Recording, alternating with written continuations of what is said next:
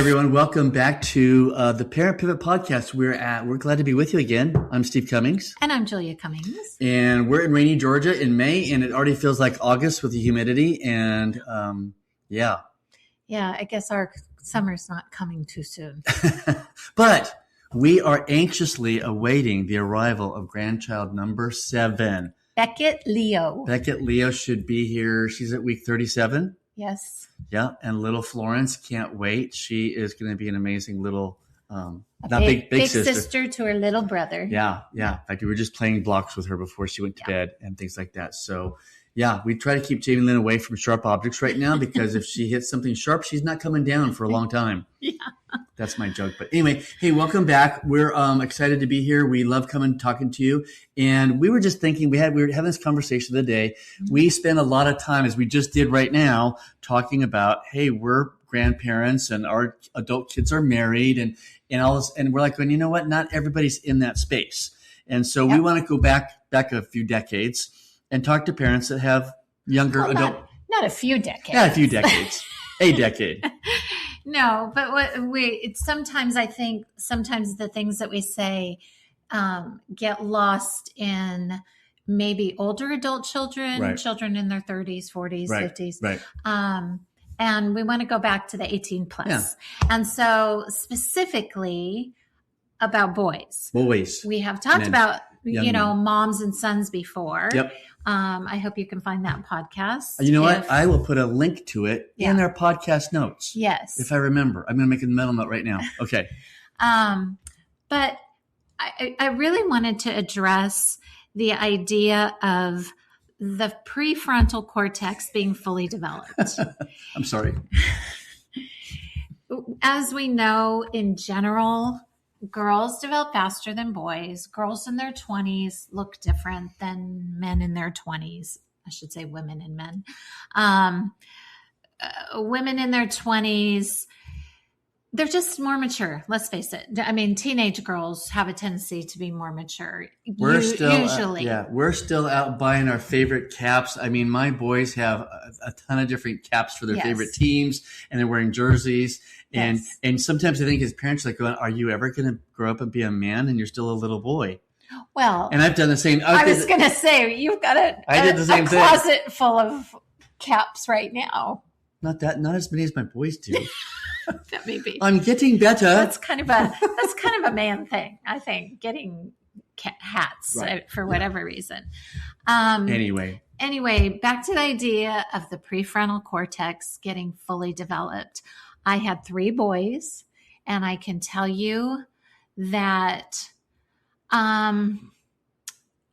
it changes. I mean, I can't tell you how many people I have said when they're struggling with their teenage son or young adult son, whatever, wait until they're 26. Yeah. Watch when they're 26 and see a switch flip. And what's so special at age 26? Your prefrontal cortex is completely developed at that time. As a man. And as a woman. Okay. I mean, all in all, developmentally, that is when it's fully developed. Now, that doesn't mean there's some magical thing that if you have a difficult relationship with your son or daughter, that when they turn 26, suddenly that's going to go away. That is not the case. What I'm saying is sometimes when they hit that developmental marker, that you will see a difference in who they are. They may become more serious. They may become less moody. They may have more of a drive. They may be less lazy. There are things that happen. I've used my son, our son. You caught yourself this time. I did. Our son Campbell had some learning disabilities. He had a processing disorder and he had ADD. Those 2 things combined made school really difficult for him. And we've got a picture here of him. If you're watching on YouTube, there we go. There's Dad, and that is Campbell. So on Campbell's wedding day. That's Campbell's wedding day. Yeah. Anyway, sorry to interrupt. It was laying right there. Yeah. But Campbell, because of this processing disorder and whatever, he could not write sentences really that made sense. And I remember in his early 20s, he tried going to college for a couple of different classes. And it was just really, excuse me, it was really difficult for him. And I remember looking at, I've got, Excuse her. Excuse me. I remember telling him, sweetie, when you reach 26, I can almost count on the fact that you are going to be different in this area. He is 34 today. Not today, not his birthday today. Writes his own FCA newsletters and does a very fine job, and mom and dad don't have to edit them anymore. Yeah. So, and he's very capable writer. He writes really well. He has great grammar. He has good spelling. He's always had good spelling. Even back when he had his processing issues, he was still a good speller. But that piece, like when he turned 26, something shifted, and there he was. He was able to do something that he couldn't do before. So let's say you have a son that you're concerned about his behavior or how he's lazy. He's not getting a job. He's got no, or he's grumpy motivation all the time, or he's rude to people, or he may be rude to you. He may be a hothead. There are all different kinds of things that you might see in a young man. And I am here to tell you, number one, stay on your knees praying for him because he needs that. Be the soft landing place that we talk about all the time, where you are not giving unsolicited advice or you're not telling them all the bad things about them. You are speaking truth and life into them without preaching at them. And when by the time they turn 26, I can almost guarantee you are going to see some differences in them. So hold on to that piece. Don't sit back and panic and start questioning who they are as a person and all of those things. Hold on and wait. Right. Well, and here's my homework assignment I have for you. Okay. Write down all of the things that you have expectations about your son and where you want him to be, what you want him to do, and everything about that. And then I want you to make a nice list, okay? And then I want you to take a match and I want you to burn it. Good idea. I like that. Okay? It can't exist. It can't exist. It will drive you nuts because we love our children no matter what. I mean, keep going back to the prodigal son and daughter story. Yeah. No matter what their decisions are, we have to let them go. Yeah. They're not going to college. They're not getting this job. They're not behaving well here, there, or wherever. And I don't even know who this person is. And meanwhile, you're fretting, you're worrying about it, and they're not. But what is going to matter and count is when that comes together as they get into their mid to late 20s, as Julia just said, is now you've got a boy that's turned into a young man and has turned into a man. Yeah. And things. And so all along this journey, keep loving him. Yes. Be curious about his heart, even if you don't agree with it. Yeah. You don't have to respond. You could ask a question and saying, so tell me about your idea about grabbing a backpack and touring the Sahara Desert or whatever. Right. Or whatever odd idea. Well, and he gives you that. And you go, man, find something good to that. I love your creativity and the way you want to explore, and leave it at that. Inside, you might be going, I can't believe he's doing that. Right. You're kind of going, when is he going to settle down? When is he going to marry this girl? It's like I said, that list needs to be burnt in the fireplace. Yeah. Let me ask you this. I want to segue into you a little bit. All right. So can you remember what you were like from 18 to 25? I can speak to what you were like at 25 to 55. Yeah, I was a man on a mission. You were impulsive. Yes. Yes, but I kind of try to think of in fact, I was a man on a mission. I needed to get through college and get married and have kids and get a title after my name. And I was seeking affirmation and identity away from the Father. Yes. And so I was on a mission, and even in seminary, I would say, I mean, seminary was my pathway to go. I'm going to become a college pastor or high school pastor. Right. Which you started seminary when you were about 23, 24? It was the, it was married when you were 25. So I graduated Cal State Philadelphia. And so it was like, it was the fall of 86. Yeah. So I was 24, I was getting ready to turn 25. Yeah. Yes. Yeah. So my prefrontal cortex was still getting developed, but I've always been hard charging through life. I've been a type A personality. I don't lack any confidence. I have my moments though. Yes. We all can be insecure about anything. And so, yeah, is that what you're wanting to hear? Yeah, but I wanted to segue that into your new book. My new book, yes. Which I want to say, because I'm the wife, I get to say things about it. I think it's phenomenal. I think every young man and every man of any age should read this. It is a simple book that you could probably read in an hour and a half about. Yeah, if you're a fast reader, I specifically wrote it because, well, let me get into that story. Yeah. Let me circle back to that. Well, I want to say just about the book. If what we're talking about resonates with you about your son, if he is a young man, I would encourage you to purchase the book on Amazon and give it to your son. And Steve's going to explain why it's an easy read. And I just think it could be transformative at any age, but particularly in that young man phase, especially if you are concerned. So let me. Yeah. So in Steve's, as we always call it, what do I always say? Give that when we have a guest on, I always say, a shameless plug. Shameless plug. Shameless plug. That's the word I'm looking for. Am I only giving a shameless plug for the book, or am I telling about the other? You can tell about all of it. Okay. Yeah. So back to the subject about young men, and you heard my 18 to 26 journey. Yeah. It didn't stop there, and hard charging. I got through seminary. I'm working hard to be a good Christian and raise my kids and be a good husband. And inside, I'm just feeling empty. I'm striving. I'm achieving. I'm trying to control. I don't know how to be present. And I offer up sympathy instead of empathy. When Julia's got things that are going on, I don't know how to validate. And inside, I'm feeling more and more inadequate. And what I'm slowly realizing, it took me to age about 55.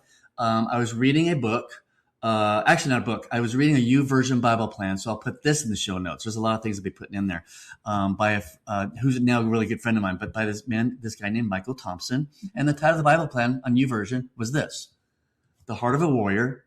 And, as soon as I hear the heart of a warrior, what goes through my heart is, here we go again. The Big C church. All we're going to do is just pound it into men. Be the man, read more scripture, just believe it, just do it. You quote a scripture verse to feel better, and inside you're going, I'm feeling so inadequate. I've got so much to unpack on here, and nobody ever allows men to be in a safe space to unpack their emotions. Deeply. In a safe space, because men aren't supposed to have those emotions. Well, so I'm going through all that. I read this YouVersion Bible program. The subtitle of the book, Heart of a Warrior, was this: Before you can be the warrior, you must become the beloved son. And I went, time out. What? No one has ever told me I'm a beloved son. And so I went through that 14-day YouVersion Bible plan. And then I went, I got to read this guy's book.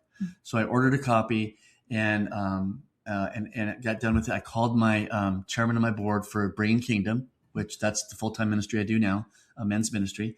And I said, hey, Buzz, I told him the whole story about this game-changing moment of transformation I was having. And I got all done. And he goes, you want to meet him? I'm going, well, of course you've met him before. So next thing I know, I'm calling the author, Michael Thompson. I'll put his book in the show notes. So there's going to be quite a list here of resources. And anyway, Julie just took my rubber band away from me. I was playing with a rubber band anyway. And so I started on this journey, and I'm realizing there's this incredible Father, Abba, and there's a lot of other pieces to this. So I'm kind of cutting to the chase here, and things. You can read about it. You can read about the whole story in the book, and things. But pretty much what I'm realizing is if every man and woman who's a believer in Jesus were to see themselves as the Father sees them, men, you're a beloved son. Women, you are beloved daughters. Can I interrupt you for a second? You can. So I would say even if you're not a believer, this is significant to be able to see yourself in the way that God sees you. There you go. I'm sorry. You're fine. Had to correct that. That's the peacemaker of my wife coming out. Anyway, so and I've done some hard work on that. I've been in intensive counseling for years, and so what I was slowly figuring out was my earthly father helped shape my identity, and after I was going through this, and I'm not going to give it away because it's all in the book. And it's really, like Julie said, I wrote it to be a very easy read because guess what, men, we're not readers, we're scrollers. Okay. So we like to scroll, and I wrote the book that same way. So you look at the page and you go down the line pretty quickly, and there's a lot of white space because I wanted men to stay engaged. In fact, I even tell them in the opening pages, put the phone down in the other room. You can literally read it one sitting for about an hour and a half to 2 hours. And I've had a number of men come back and tell me it just came out on Amazon about middle of May. So it's only been out for a couple of weeks. And a lot of men have come back and tell me, man, that's the most vulnerable and honest I've ever read about somebody. And it's a really quick read. So I'm not saying that to toot my own horn. I'm telling you, go look at the Amazon reviews and things. But where I'm going with this is especially for our young men that we've been talking to about on today's podcast is my father in all of his intentions was not how I was experiencing God the Father. And so the book is entitled The Father Eclipse, How Your Earthly Father Shaped Your Identity and How to See God Clearly Again. There's a whole bunch of things I unpack in there. And I talk about the pain I went through and the things I was seeing. And even in your marriage, you may sit there and go, hey, we've been raising our kids just right. And that's great. That's great. However, none of us are perfect fathers. I'll give you one example. When Jackson, our youngest, was up in his early teens, I was parenting the same way my dad parented us, behavior and responsibility. So that meant I would come home from work and it's like, okay, I'm not seeing kids doing their homework. I'm seeing a kind of a mess here. They're playing video games or whatever. And it wasn't like you tell me, did I come in storming the house and bite people's heads off? No. I wouldn't say you're biting people's heads off, but there was tension. There was tension. I was creating tension that I didn't intend to have because you're not doing what I think I need you to do to be a responsible young man. Now, 3 of the 4 kids, they got it. This one didn't. And so, spoiler alert, this story with Jack, when the garage door went up, it wasn't, oh, Dad's home. It was, oh, Dad's home. It was, oh crap, Dad's home. What do I need to do? What did I do not see? What is he going to tell me I need to be doing? Right. And I did not find that out for 10 years. Or more. Yeah. Okay. And as my dad was a Father Eclipse to me, and I could not see or understand that my Heavenly Father, my Abba Father, thinks I'm the bee's knees. I'm his favorite son. You are his favorite son. You are his favorite daughter. All of us are. And that changes everything. And so I grew in that and allowed that to transform. At the same time, dads, if you're listening, I needed to get out of the way to not be an eclipse to my son, Jackson. And so we have a podcast that I will link you to that is actually our second most listened to podcast. Yeah, and I think we've played it several times again, and we've talked about it several times. We've talked about it, and I include a little bit more of the story about Jack in the book and things like that. So I guess I want to say to you, parents of young adult men out there, because that's the focus of our podcast today, is take a step back, breathe. And after you've taken that big step back and you breathed, take another step back and breathe again. Yeah. Okay. This is a surrender moment to the Father. Okay. And love that boy and that young man who will soon become an incredible man really well for who he is. And part of what needs to happen is believing he will Yes. become that man. If you are constantly pointing out the shortcomings and what he should be doing, or I wish you would, or just all of those things, or even, your kids know you, a look you give them, a disapproving look, a glance, the way you respond, the way you withdraw, the way you just shut down. Yeah, I mean, all that, even all the that way stuff. you ask a particular question. And, are you sure that's what you want to do? Right. You can hear that. And I will say this, folks, please listen to me very, very carefully on this one, please. We don't mean harm and intention to our kids. No. We don't wake up in the morning going, you know what? I'm going to hurt my kids today. I can't wait to see them, whether it's a phone call, a text, or the next interaction. And it could be a facial look, whatever. We don't wake up that way. So I know there's no harm or no evil intent to do that. But I will say this, and I lost my train of thought. It's part of being 64 years old. Shoot, where was I going with that? We don't intentionally wake up wanting to harm anyone. Yeah, but just realize that I did not realize that the garage door going up was bringing tension and stuff. Oh, I know what I was going to say. When you think those things and speak those things to your adult kids, why aren't you going to get a job? What were the things that you said? They're kind of negative things. Guess what? He's hearing that, okay? And that is going to speak louder in his ear than anything positive you have to say. And he's going to start believing that the next event that happens in his life that relates to that comment or that look, he's going to succumb to those negative thoughts, and it's going to spiral him even more and faster and things. And so what I want to say is, but that's what I said, take 2 steps back, even a third and a fourth, and just breathe. Yeah. Okay. Live in the next day that comes. Love your son well, like the prodigal son, like the prodigal father did. And I'm not saying that they're prodigals, but they are being launched to go down their road, their life, make their own decisions.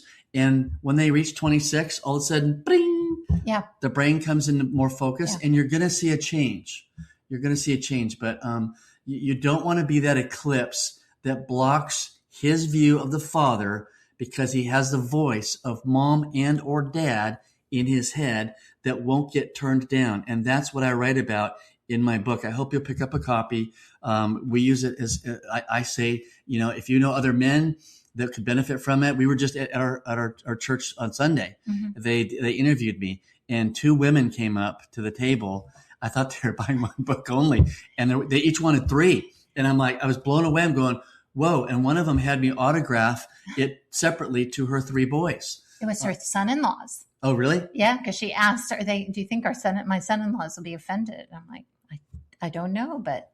Well, it's about my journey. Right. So it's really, and on top of this, I tell people, separate from Parent Pivot podcast, Steve, I have my own daily 5-minute podcast for men talking about these issues, about identity and beloved sonship. And wives, you're going to love this.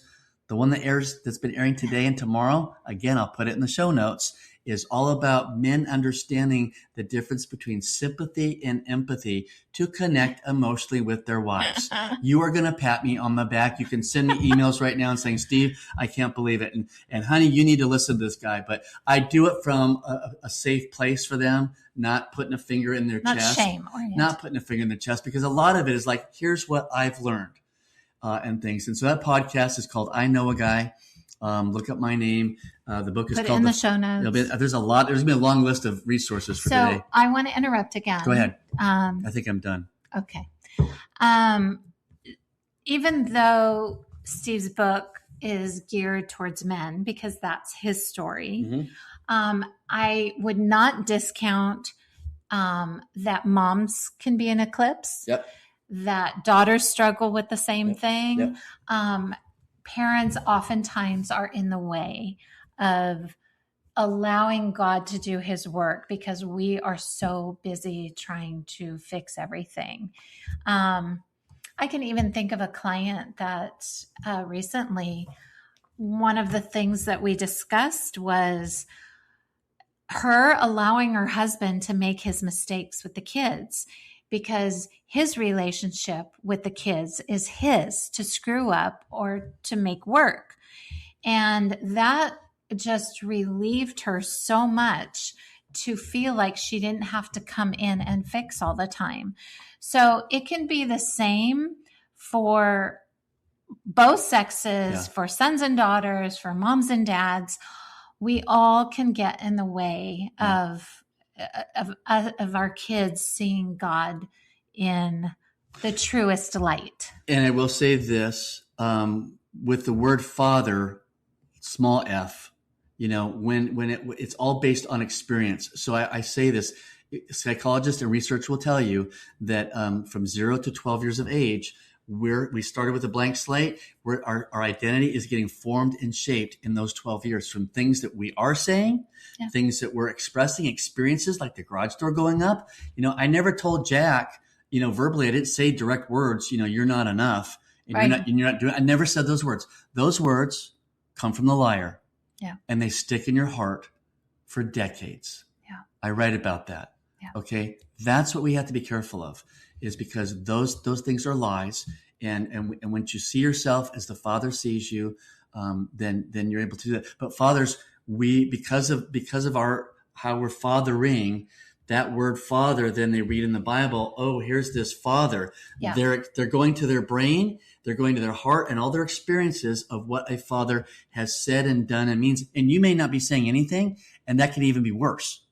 A silent father, an absent father, a passive father, no father causes just as much pain. Yes. And I talk about that on the podcast and in the book. Yeah. So I get it, and I'm here to help other men. Yeah. Shameless plug. That took a while. Yeah. Anyway, I hope that today's podcast has helped you if you are struggling with this particular thing. Hold on to them turning 26. It will make a difference. Check out Steve's stuff. We'll put it all in the show notes. And anything else? I think that's it. Again, the greatest thing that can help us is even on our own Parent Pivot book, if you could go to, and you bought one, or you're going to get one, 13 principles for building healthy relationships with your adult children. I'll put that in the show notes. There'll be a lot of stuff down there. There'll be a lot of scrolling. Amazon reviews are a big help. Amazon reviews are a big help because as people search on Amazon for something for adult children, the more Amazon reviews and positive things on there, it bumps to the top. Yeah. And that just helps more people. We had a guy contact us recently who wanted us to make money on the podcast. I didn't tell you this, but it's like, hey, I want to show you how to make ads and you can make money. And I very nicely said, hey, I appreciate you reaching out, but we're not interested. We do this for ministry. We don't use this to make money. And he wrote back and he said, wow, no one's ever told me that before. Okay. I really highly commend you for that. And I'll check back another 6 months. But I'm like, yeah, maybe one day we'll change our mind. If we end up selling the house and living out of an RV or something, an RV, maybe so. But we will not be using this podcast to sell ads. So you have to have a break in between and hear an ad that the volume goes up. It's like, oh my gosh, and it irritates me. But we're here for ministry.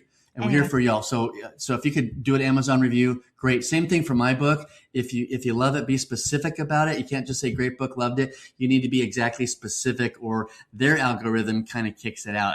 I learned that as I'm finding out all these things. Yeah, Amazon does things funny and you don't know it until you've got to be pretty specific about what you liked and things like that. So they go, oh, they actually read the book, and you have to be an Amazon. You have to purchase it on Amazon and be an Amazon buyer. But anyway, that helps us out. Yeah. It just helps us do more ministry, and you're investing in our ministry, and the word gets out, and more people get to hear all these things. That's all we really do. That's all we care about. So review us, share us, all of those things. And send us an email at parentpivotpodcast@gmail.com. We got one the other day. Yep. Thank you. That's all we got. We will see you next Tuesday when we drop another new edition of the Parent Pivot Podcast. Bye.